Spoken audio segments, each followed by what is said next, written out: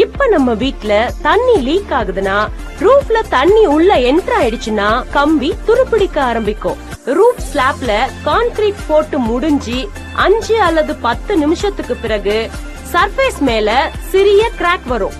இதுக்கு காரணம் சிமெண்ட்ல இருந்து வர heat generate பண்றதுனாலதான்.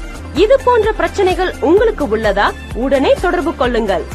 RVS water proofing and construction chemical applicators.